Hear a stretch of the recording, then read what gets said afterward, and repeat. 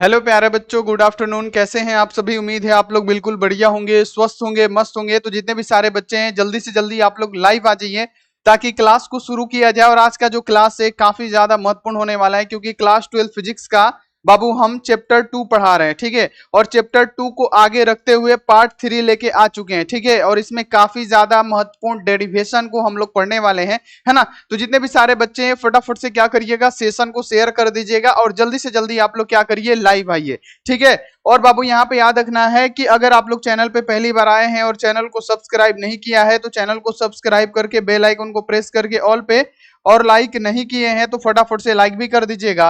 WhatsApp group में अगर आप नहीं ज्वाइन है तो नंबर नोट कीजिए मेरा 9135742024, ठीक है। आप इस पे मैसेज करके फटाफट से क्या करिए, व्हाट्सएप ग्रुप में भी आप ज्वाइन हो जाइए।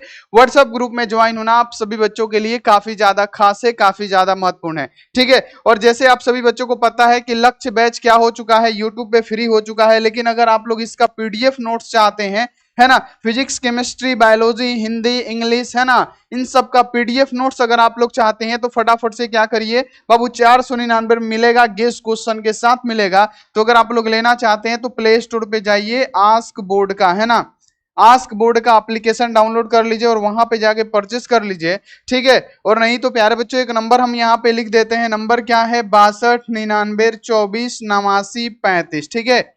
इस पे आप लोग संपर्क कर सकते हैं। और हम आज पढ़ने वाले हैं क्लास 12 फिजिक्स का चैप्टर 2, स्थिर विद्युत विभव तथा धारिता, ठीक है। इसको आगे रखते हुए बाबू इसका दो गो पार्ट है जो हमने कर रखा है, विद्युत विभव पढ़ रखा है, उससे न्यूमेरिकल उसका जो फॉर्मूला होता है सारा चीज कर रखा है बाबू। विद्युत विभवांतर भी हमने पढ़ रखा है। उसके बाद से बाबू प्लस क्यू आवेश से आर दूरी पे कोई बिंदु पी है तो उस पे विभव का व्यंजक प्राप्त किया है हमने, उस पे तीव्रता प्राप्त किया है। अब बारी आता है प्यारे बच्चों वैद्युत क्षेत्र और विभव भी के बीच संबंध प्राप्त करने का। ऐसे ही करके समविभवी पृष्ठ पढ़ेंगे, उसके बाद वैद्युत स्थितिज ऊर्जा भी हम लोग क्या करेंगे, पढ़ेंगे, और उसका व्यंजक भी क्या करेंगे हम लोग, प्राप्त करेंगे इसी क्लास में। बहुत ज्यादा महत्वपूर्ण क्लास है तो वीडियो को शुरू से लेकर अंत तक देखिएगा। और बाबू बात मत करिएगा, नहीं तो आपको समझ में नहीं आएगा, इसलिए बात नहीं करना है और कांस्टेंट होके आपको क्या करना है, क्लास करना है। तो चलिए बाबू सिंपल सा सबसे पहले आप लोग हेडिंग डालिए और इत्मीनान से एकदम बाबू क्या करना है, आपको सिर्फ समझना है। एक बार अगर आप लोग समझ लेते हैं ना तो कुछ भी नहीं है, 100%। अगर आपको डेरिवेशन से डर लगता है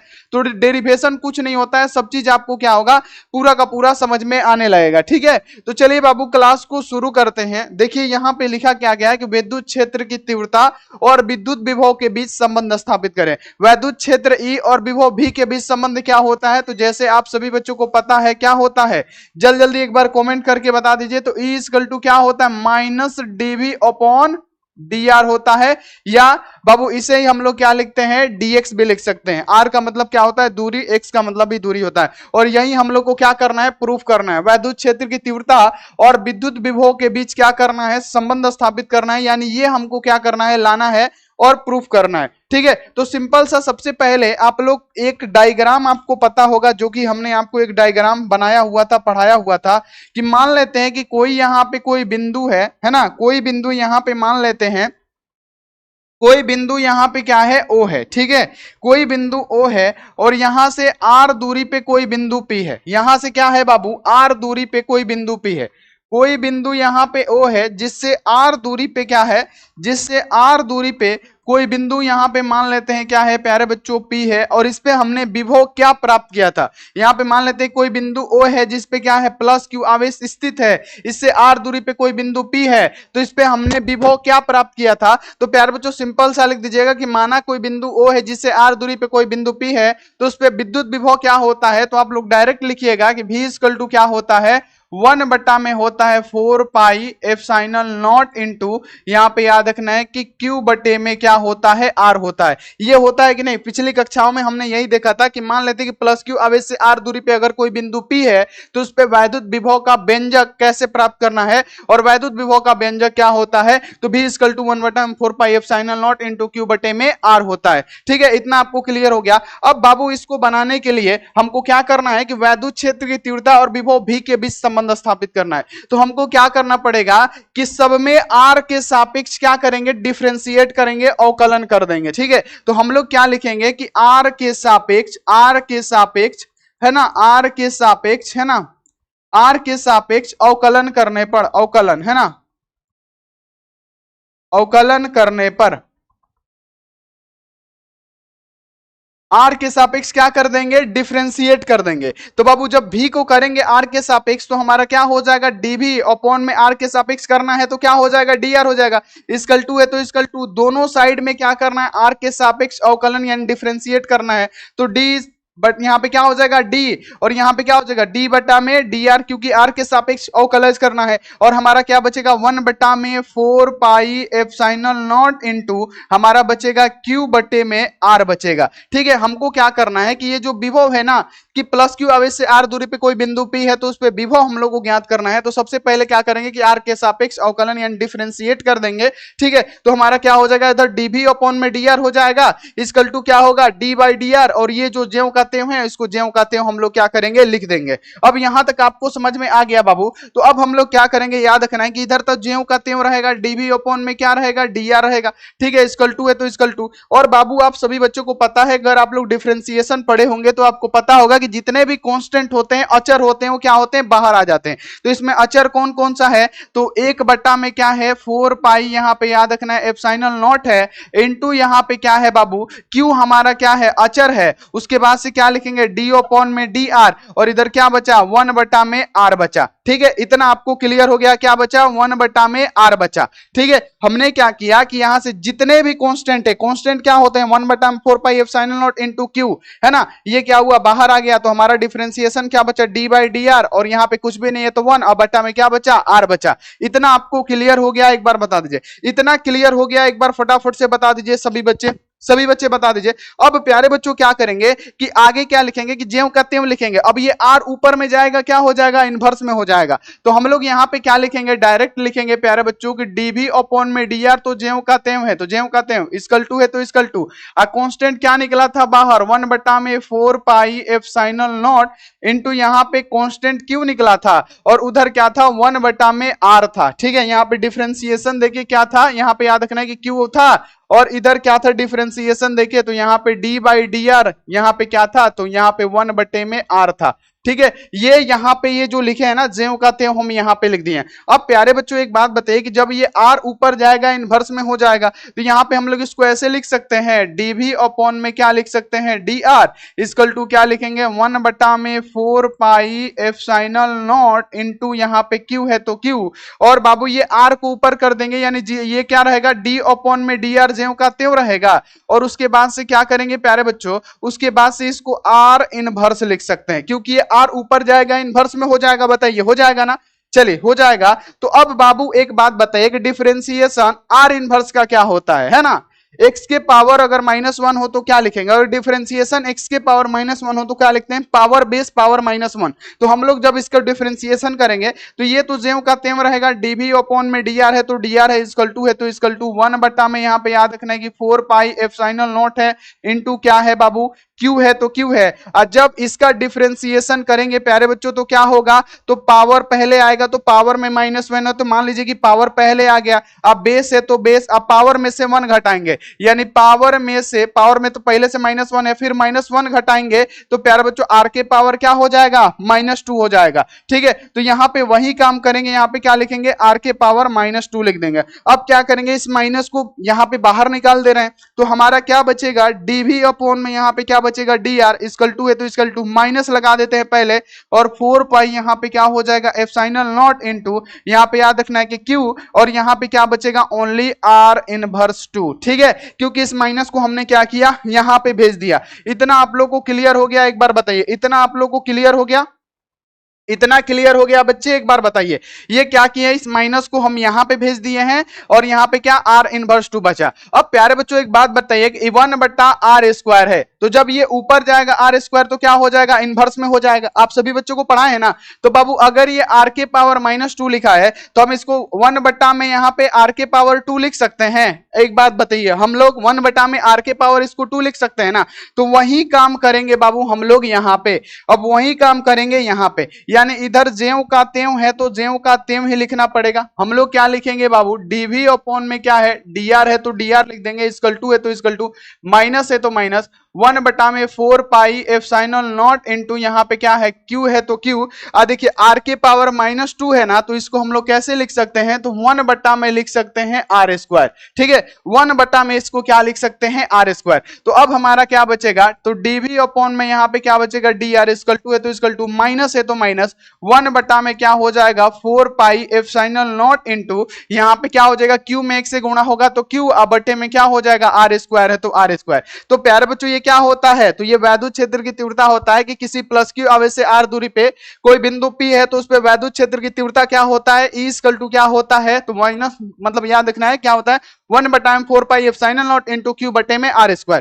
यानी इधर क्या है, यहाँ पे ध्यान में रखना है सभी बच्चों को, ये इधर क्या है dv अपॉन में dr है तो dr इक्वल टू है तो इक्वल टू, अब माइनस है तो माइनस। अब इसके बदले में बाबू E इक्वल टू क्या होता है, जैसे हमने आपको पढ़ाया 1 में क्या होता है 4 पाई एप्सिलॉन नॉट इंटू Q बटे में R² होता है। तो बाबू इसके बदले में हम डायरेक्ट क्या लिख सकते हैं, E लिख सकते हैं। जब माइनस से गुणा करेंगे तो क्या हो जाएगा प्यारे बच्चों, तो माइनस से जब गुणा करेंगे तो E इक्वल टू क्या हो जाएगा माइनस dv अपॉन यहाँ पे क्या हो जाएगा dr। और यही हम लोग को क्या करना था, प्रूफ करना था। और ये क्या हो गया प्यारे बच्चों, हमारा प्रूफ हो गया। बताइए क्लियर हो गया, एक बार क्लियर हो गया ना। तो इस प्रकार से क्या होता है, वैद्युत क्षेत्र E और विभव V के बीच संबंध हमने क्या किया, स्थापित कर दिया, जो कि हम लोग को प्रूफ क्या करना था, यहाँ पे हम आपको बता देते हैं कि प्रूफ करना था, ये प्रूफ करना था क्या बाबू, हम आपको लिख के बता देते हैं। E इक्वल टू क्या होता है, E equal to minus dv upon dr। और ये हमने क्या किया, इधर प्रूफ कर दिया। कैसे किया, सबसे पहले प्यारे बच्चों की कोई बिंदु आवेश Q से R दूरी पे कोई बिंदु P है तो उस पे विभव क्या होता है 1/4 pi epsilon naught into Q बटे में R।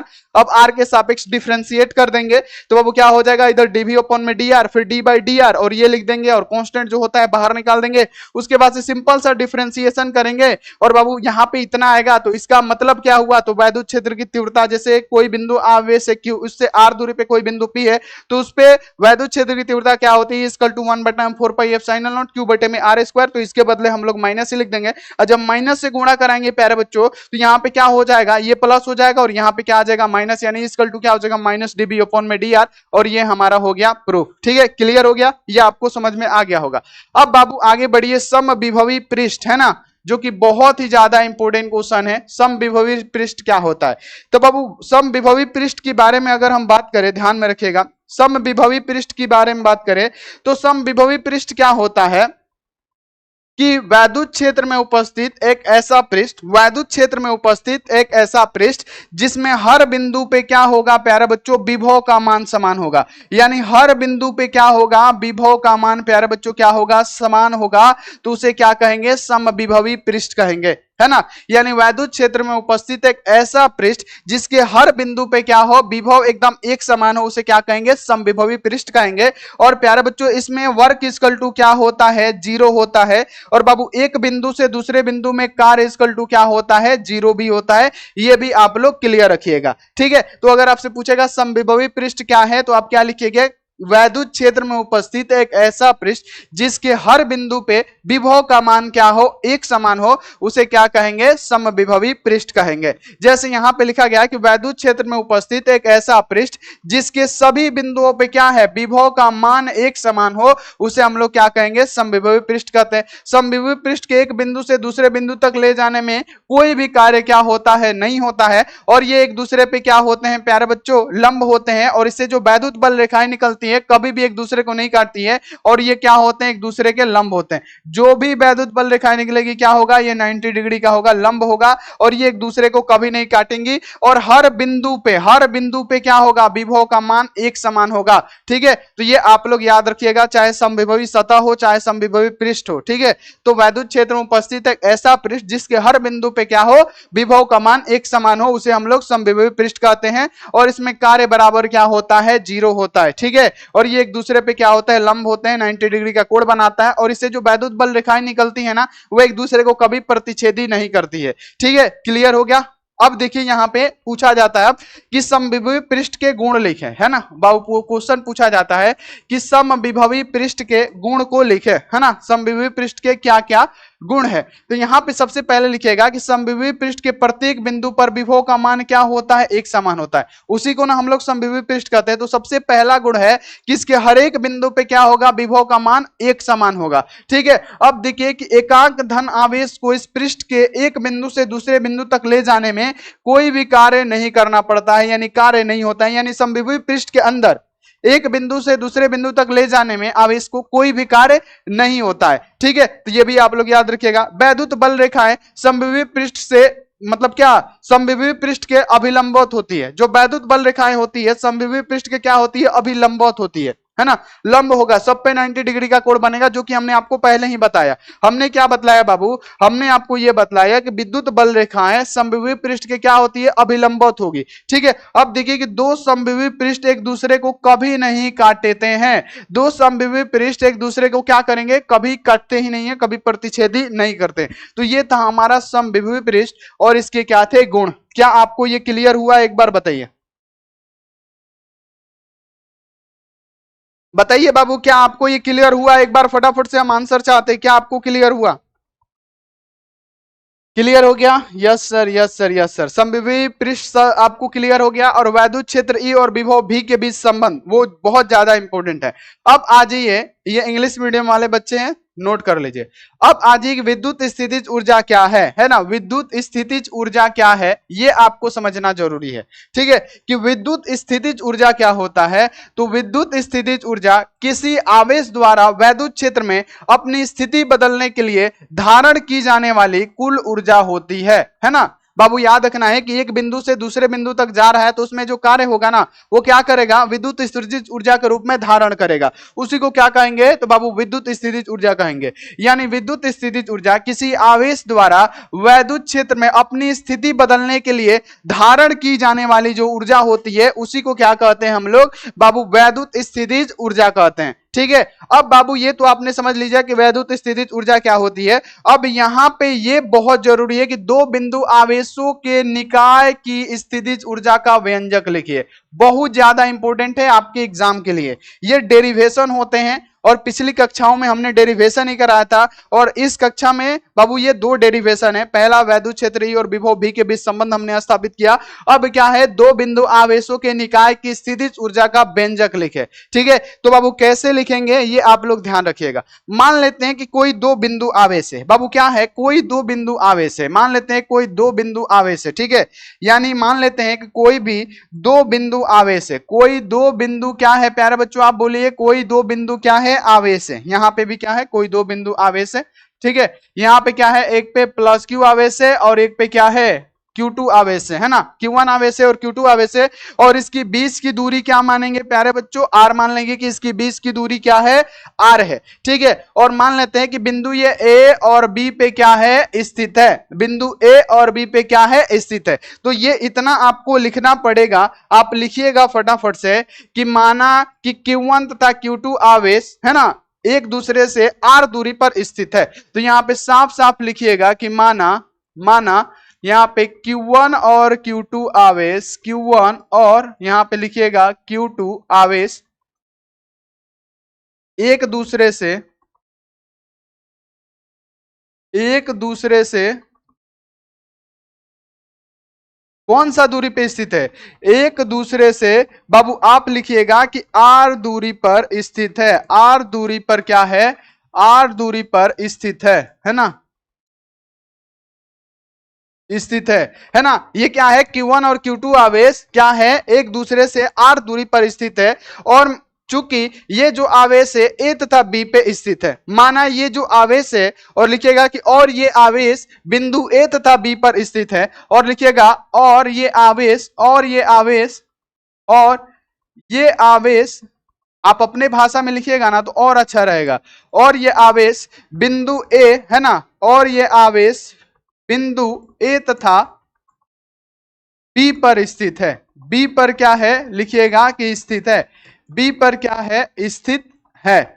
ठीक है, इतना आप लोग लिख दीजिएगा कि नहीं, सबसे पहले बताइए, इतना आप लोग लिख दीजिएगा कि नहीं, बताइए, इतना आप लोग लिख दीजिएगा कि नहीं। पहले बताइए, इतना आप लोग लिख दीजिएगा कि नहीं, फटाफट से बता दीजिए। हो जाएगा, सिंपल सा लिखिएगा। सबसे पहले ये डायग्राम बनेगा कि कोई दो बिंदु आवेश है जिसपे Q1 और Q2 आवेश है जो R दूरी पे स्थित है, ठीक है। और ये मान लेते हैं कि बिंदु A और B पे स्थित है ना। तो आप लिखिएगा कि Q1 आवेश के कारण R दूरी पे जो बिंदु B है उस पे विभव क्या होगा। तो यहां पे साफ साफ आप लोग लिखिएगा कि Q1 आवेश के कारण, Q1 आवेश के कारण, Q1 आवेश के कारण, Q1 आवेश के कारण, है ना, साफ साफ लिखिएगा कि Q1 आवेश के कारण, है ना बाबू, बिंदु B पर Q1 आवेश के कारण बिंदु B पर बाबू वैद्युत विभव क्या होगा, है ना। बिंदु B पर वैद्युत विभव, है ना, वैद्युत विभव क्या होगा। तो बाबू यहां पे वैद्युत विभव आपको हमने पढ़ाया है कि बिंदु आवेश Q के कारण R दूरी पे कोई बिंदु B है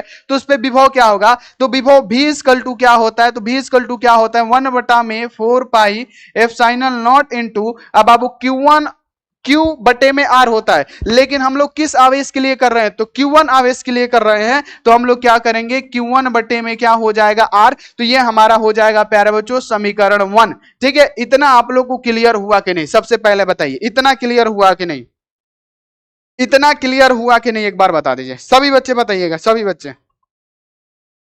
चलिए, वेरी गुड वेरी गुड, सबको क्लियर है। अब देखिए यहाँ पे सबसे पहले हमने क्या किया, ये तो समझाया। उसके बाद से हमने आपको क्या किया कि Q1 आवेश के कारण बिंदु B पर जो विभव होगा प्यारे बच्चों क्या होगा, V इक्वल टू 1/4πε0, और क्या होता है, Q बटे में R होता है, लेकिन Q1 आवेश के कारण है तो Q1 बटा में क्या कर देंगे, R कर देंगे। अब क्या लिखेंगे बाबू, यहां पे आपको ध्यान में रखना है। अब क्या लिखेंगे कि अनंत से, है ना, मान लेते हैं कि ये Q2 आवेश से अनंत से आया होगा बिंदु B पे, तभी तो इस पे विभव प्राप्त हुआ होगा ना। तो अनंत से Q2 आवेश को लाने में कितना कार्य किया गया होगा, यानी अनंत से Q2 आवेश को लाने में किया गया कार्य। यहां पे लिखिएगा कि अनंत से, अनंत से, अनंत से, है ना, यहां पे साफ साफ लिखिएगा, अनंत से Q2 आवेश को, अनंत से Q2 आवेश को लाने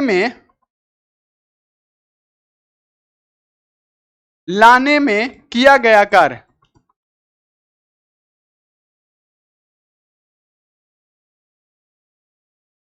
तो बाबू कार्य कैसे निकालेंगे, बाबू एक बात बताइए कि अनंत पे होगा ये Q2 आवेश, तभी तो इस पे हमने विभव प्राप्त किया ना। कि अनंत से किसी प्रशिक्षण आवेश को जब तक बिंदु B या बिंदु P तक नहीं लाते हैं तब तक उस पे क्या होगा, विभव प्राप्त नहीं होगा। तो अनंत से इस Q2 आवेश को लाने में जो किया गया कार्य होगा वो क्या होगा। तो जैसे कार्य कैसे निकालेंगे, तो आपको पता है कि वैद्युत विभव क्या होता है, तो आप सभी बच्चे को पता है वैद्युत विभव V इक्वल टू क्या होता है, W अपॉन में क्या हो जाएगा, किस आवेश को ला रहे हैं, तो Q2 आवेश को ला रहे हैं, तो यहां पे क्या लिख देंगे, Q2। तो हम लोग को वर्क निकालना है बाबू, कार्य निकालना है, तो कार्य W इक्वल टू क्या हो जाएगा, तो V इंटू क्या हो जाएगा बाबू, Q2 हो जाएगा। अब क्या करेंगे, W है तो W इक्वल टू है, तो इक्वल टू इस V का वैल्यू कहां पे है, तो ये V का वैल्यू समीकरण 1 है ना। यही क्या करेंगे कि इस V के वैल्यू की जगह पे पुट कर देंगे। तो बाबू हमने क्या निकाला था, V का वैल्यू 1/4πε0 इंटू Q1, और बटा में क्या था प्यारे बच्चों, R था, R स्क्वायर, सॉरी Q1 बटा में R था,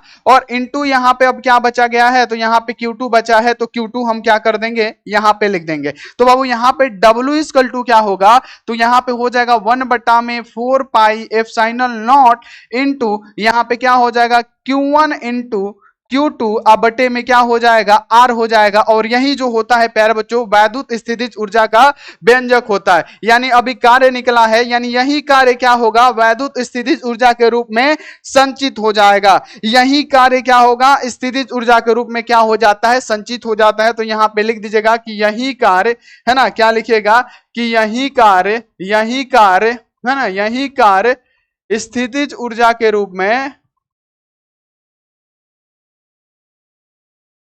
यही कार्य स्थितिज ऊर्जा के रूप में, स्थितिज ऊर्जा के रूप में क्या होगा, ऊर्जा के रूप में क्या हो जाएगा, संचित हो जाएगा, संचित हो जाएगा, संचित यहां पे क्या हो जाएगा, हो जाएगा।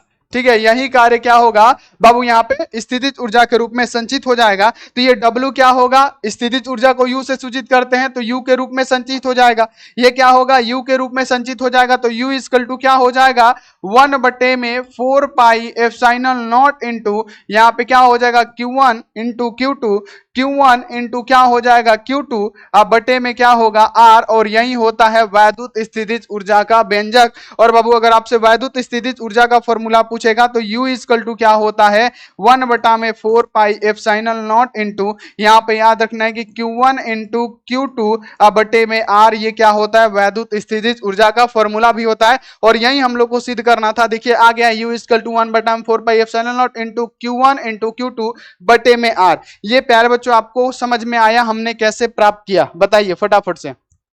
क्लियर हो गया? चलिए सभी बच्चों क्लियर है।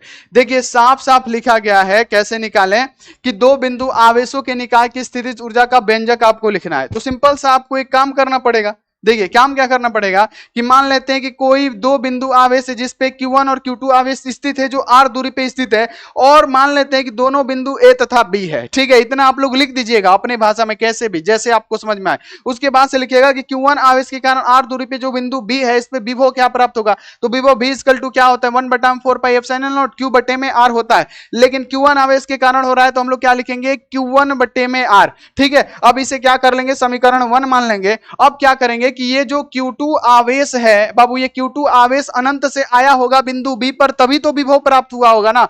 तो अनंत से लाने में किया गया कार्य Q2 आवेश को, तो यहां पे लिखिएगा कि अनंत से Q2 आवेश को लाने में किया गया कार्य क्या होगा। तो सबसे पहले कार्य निकलेगा कैसे, तो विभव V इक्वल टू क्या होता है W अपॉन में क्या होता है Q0। लेकिन Q2 आवेश को ला रहे हैं तो W बटे में क्या हो जाएगा Q2। तो यहां से हम लोग क्या वर्क निकाल सकते हैं कि V इंटू क्या हो जाएगा Q2, और ये जो V है ना, ये V का जो वैल्यू आया है यहाँ पे पुट कर देंगे। अब पुट करेंगे तो इतना आ जाएगा, और उसके बाद से लिख दीजिएगा कि यही जो कार्य होगा संचित ऊर्जा के रूप में क्या हो जाएगा, स्थितिज ऊर्जा के रूप में संचित हो जाएगा। तो W किस में परिवर्तित हो जाएगा, U में। U इक्वल टू क्या हो जाएगा 1/4πε0 इंटू Q1 इंटू Q2 बटे में R। तो ये दो डेरिवेशन थे, समविभव पृष्ठ भी था, है ना। तो ये सारे क्वेश्चन और ये सारे डेरिवेशन आपको याद रखने बहुत ही ज्यादा महत्वपूर्ण है। तो बाबू क्या आपको समझ में आया, एक बार फटाफट से कमेंट करके बताइए जल्दी से जल्दी। क्या ये आपको दोनों डेरिवेशन समझ में आया है, फटाफट से कमेंट करके बताइए। आया तो बाबू वीडियो को लाइक जरूर करिएगा। ठीक है, वीडियो को लाइक आपको जरूर करना है ना। वीडियो को क्या करना है, लाइक करना है, और चैनल को क्या करना है, सब्सक्राइब भी कर देना है। चैनल को सब्सक्राइब करना है। और शाम में 6:30 बजे मिलेंगे कब, तो बायोलॉजी का सब्जेक्टिव क्वेश्चन लेके, ठीक है, मोस्ट इंपोर्टेंट सब्जेक्टिव क्वेश्चन के साथ हम लोग मिलते हैं। तब तक आप अपना ध्यान रखिए और मन लगा के पढ़ाई करते रहिए। Take care and bye, thank you so much.